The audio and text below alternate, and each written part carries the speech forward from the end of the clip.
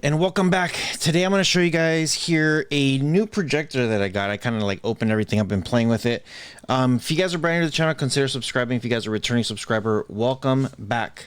So this is the Fatork, I don't know. Little tiny mini projector. It's pretty nice. It's pretty cool actually. I really do like it. How tiny it is and compact it is. I'm going to show you guys here all the ins and outs of this thing. If you guys are interested, shoot me an email, rohasentertainment@gmail.com. If you guys are interested in this one, I'm going to let this go for pretty good. So shoot me an email. Okay, so this is a little mini projector. On the top, it does have your almost the same buttons here as the remote. This is a very popular remote within the projectors. So I don't like how it has the home button and the return button here at the bottom. I wish they would swap out these two for down here instead, because I'm so used to hitting up here like backwards or home and then my volume here at the bottom. So just that's the one gripe I don't like about it. They do have a headphones port here and a power. Now this thing is, if you do have it charged up, you don't have to have it plugged in to actually use it. You could unplug it and use it as a portable. You do have a USB, IR, and then HDMI. This here, I'm about to find out exactly what it is. It's probably gonna be for focus. And then there's your little eyeball right there. So pretty nice. You do have a little thread here at the bottom, so if you have a stand, you could put it on there, and simple to use. Now, they do give you a little mini, like, what are you gonna do with this thing? Might as well just put it on the floor. It's a little tiny baby stand right there. You do get HDMI port, or HDMI cord, I should say. And I'm guessing you probably should use this one, the ones that they have, just to be safe. And then they do have a quick start guide here, and then they have a user manual. So there's two of them. I am going to be testing out a USB port. I'm going to throw out one of my movies on there, and then I'm going to throw in the Fire Stick to see how it works. Oh yeah, and then the power cable. So there's the power cable itself, so that way you can charge it. So let's go ahead and set this guy up and see exactly how this looks like.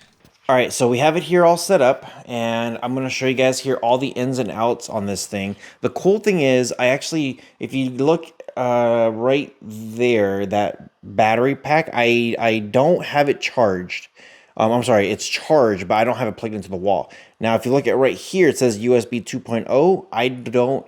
I have a USB plugged in.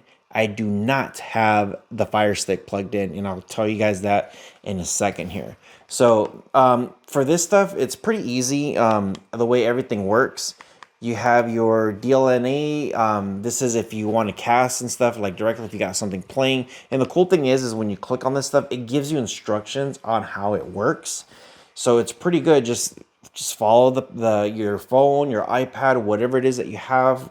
Click on that, follow the instructions. Very, very simple. When it comes to iOS or Android, whatever it is that you have, I know a lot of people do have iPhones. This is how you can do it. You can connect a cable with it directly into the projector, or you can cast. So you got two different options on how it works. So not bad and pretty good. Android Miracast, same thing. Follow the instructions. I feel Android's a little bit easier, but whatever phone you got, that's how you're going to do it. So now from here at the bottom, we do have HDMI. Right now, we don't have anything plugged in, so it's going to say no signal. And I do have a USB one plugged in, and I do want to go through the settings. So I'm going to go ahead and move my guy here to the side, and you guys can see this. So when it comes to network, click on this, Wi-Fi comes up. Whatever network you have, this is where you're going to want to like log into.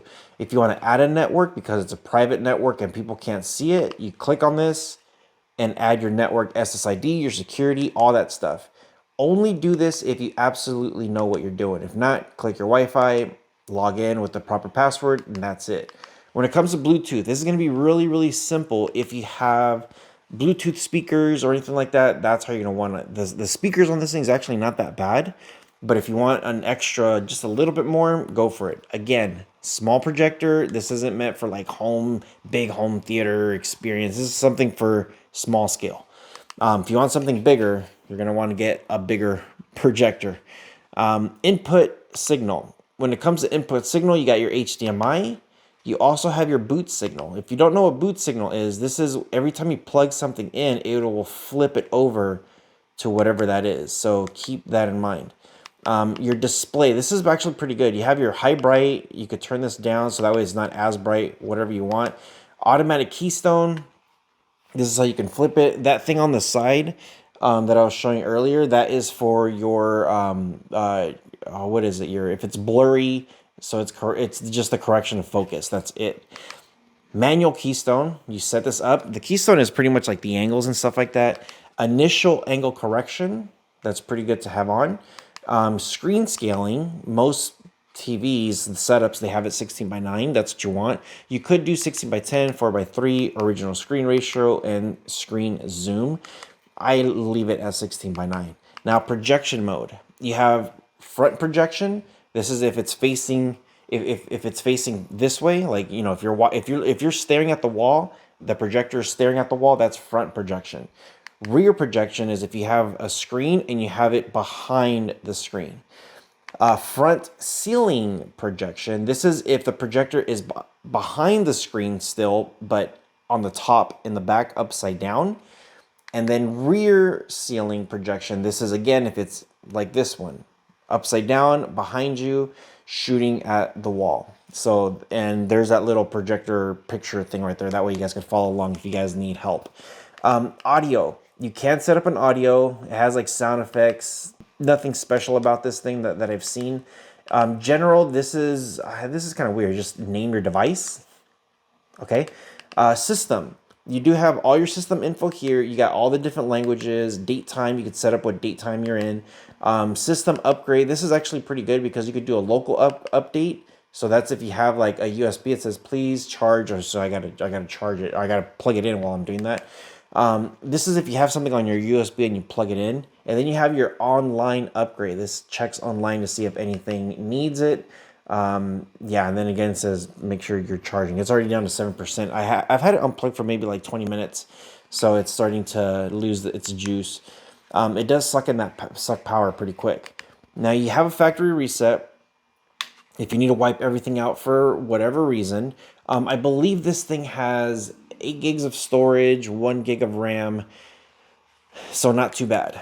Okay, now we're gonna come here to USB. I'm gonna talk about HDMI in a minute. We're gonna go to USB, and whatever you have here, this is where you go. I'm gonna click on this, and I have tons of options here. I'm gonna go to the bottom. Check this out. It's gonna play on the side there, even though I didn't click on it yet. It's like a preview. Pretty cool. If I click on it, latest and greatest stuff here, so it's pretty nice. Now it says continue replay. Yeah, I'm gonna continue replay, so confirm. So it's pretty good. Oh, I think I clicked restart. My bad. I've actually had a few people So ask me how the only thing on this remote, oh, there is a mute button. Okay, cool. So there is a mute button. So it works good, and I'm gonna let you listen to the audio real quick. We're actually gonna do that today. We're gonna show you guys how to do that. If you guys are brand new to the channel, make sure you guys do consider subscribing. Yeah, I always leave you guys here with the latest and greatest stuff here, so it's pretty nice. And let me know what you guys think. Cool, so not too bad. This one I think I was using a keyboard. So if you do click enter, you could definitely fast forward. Yeah, you could definitely fast forward. Tons of options there. So I'm just gonna hit the back button and get out. So everything is here, which is great. Whatever you need, that's where it's gonna be. So pretty good. Now, HDMI. Why am I leaving this to the end? Well, HDMI didn't work when I plugged in a Fire Stick. It was making some weird sounds, and I actually did a review on my other channel on how it was doing that, and it was just kind of like do do do do do do. It was really strange, really weird, and I didn't like it. I was just like, what in the world is happening? So maybe it's not pulling the proper. Well, I plugged in the power inside the actual wall, and it just kind of did some weird stuff. The colors was weird. It just didn't work. It didn't look right at all. So I think the HDMI is faulty, the one that I got at least. It could also be that the Fire Stick doesn't recognize this HDMI port and is trying to push something, but it's not allowing it. And I have seen with different HDMI ports where if you plug it into certain ports on a TV that it won't work. I tried 2 different Fire Sticks to see if it could work, and it didn't work. USB works perfect. For whatever reason, HDMI was having issues with it. So, and hope you guys enjoyed today's episode. It's a bummer about the Fire Stick. It sucks that it doesn't work.